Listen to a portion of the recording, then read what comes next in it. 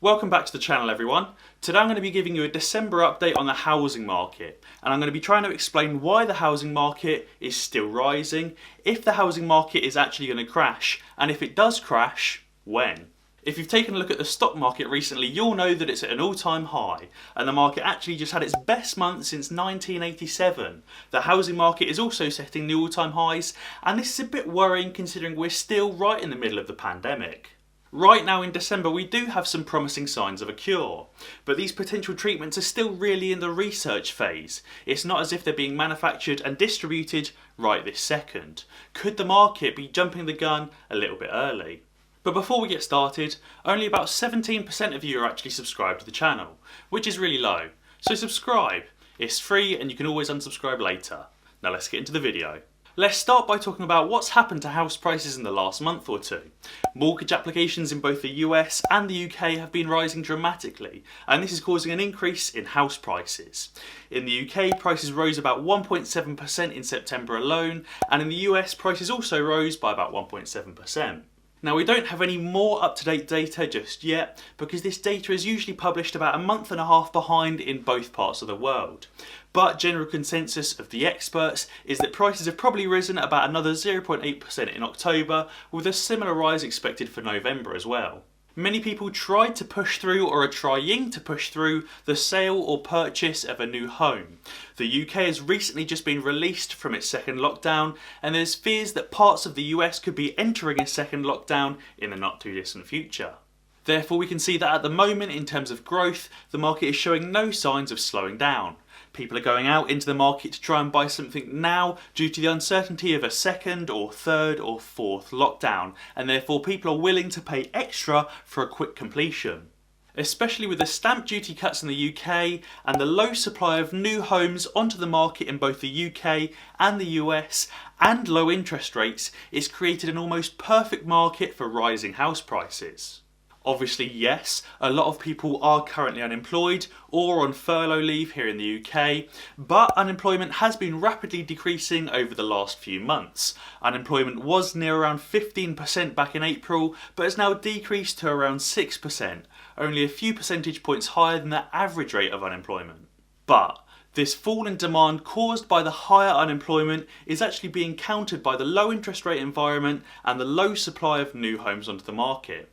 The people that are employed are going out there and causing massive new demand, and therefore as a result of the pandemic, the demand in the market hasn't actually fallen, it's actually increased over and above what it was before. And this, just to summarise, is why the housing market is still increasing. Low interest, low supply of new homes, tax and stamp duty cuts, increased confidence, and all of this is creating more demand than the demand that has been lost because of the higher unemployment. I suppose this increased market confidence is coming as a result of the potential cure. Moderna announced back in November that they just completed phase 3 trials with around 30,000 actual human participants and received over a 94% effectivity rate.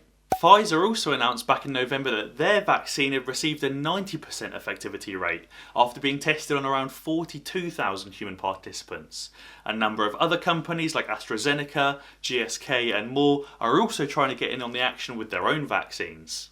The UK has just approved the use of the Pfizer vaccine, and around 800,000 doses will be arriving shortly. The US is trying to get the Moderna vaccine approved by the FDA, and that will likely go through shortly. And this is probably what's re-kick-started the confidence meter, if you will. After the first lockdown, people were going crazy with confidence to go out there and buy a new home because of the uncertainty of not knowing what was going to happen next. The second lockdown then hit, and most people probably would have lost their confidence and gone back to being a bit more worried, but the vaccine was announced just days before the UK was released from the second lockdown, and this has probably re-kick-started that confidence. Again, we can also see signs of this increased confidence over in the US, and if you look at the stock market, there's also a lot of confidence there as well. The stock market just had its best month since 1987, and December is currently setting up to be an even better month. All of the what I call COVID stocks are making crazy recoveries. Airline companies, travel companies, event companies, all of those businesses that were forced to close as a result of the pandemic and lost about 70% of their market value are all now rebounding back up to pre-COVID levels, and some companies are even setting new highs. We've also seen stocks like Tesla just blowing up and hitting the absolute moon. Bitcoin is making a second recovery and is setting new all-time highs, and the entire market is just going pretty crazy at the moment. And if you are interested in stock trading, then be sure to sign up to free trade using my link down below in the description to get a free stock worth up to £200 when you invest a minimum of £1. Yeah, that's right, you only have to invest £1 and you could get a free share of something like Apple worth up to 200 quid. But anyway, this is the market signalling that the pandemic is almost over. The market is pricing in these vaccines as if they've already been released and distributed.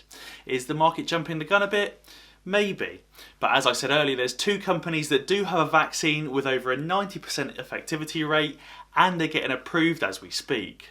These vaccines could be put into production by mid-December at the earliest, provided that they're approved by the FDA, and therefore it really does seem like the end of the pandemic is just right around the corner. Although obviously I'm not a scientist, I'm just some guy that makes videos and puts them on the internet. So really, I've got no idea what I'm talking about. But I do think that the stock market is a tad overvalued right now, considering that a lot of these COVID stocks gained over 50% in a single month, which is absolutely crazy, especially when you consider that the vaccine hasn't even been put into production just yet. If you're enjoying the video so far, be sure to drop a like down below and let me know down in the comments what you think of the housing market. Do you think this housing market increase is sustainable, or do you think it's going to crash pretty damn soon? Now I want to give my opinion of whether I think these increases in the housing market are sustainable. And really, let's face it, that's what you came here to understand. Is it going to continue going up, or is it going to crash? Well, let's quickly recap why the housing market is still increasing. We've got low interest rates, we've got low supply of new homes onto the market, we've got tax cuts and stamp duty cuts, mortgage holidays, furlough pay, which is obviously supporting people during these times. Now, could any of these inputs change and cause the market to crash? So let's start with interest rates. Now, interest rates are usually cut during a recession to stimulate and spur on economic growth and recovery. Now, I'd say that we're seeing some pretty good recovery and some growth, especially in the stock market.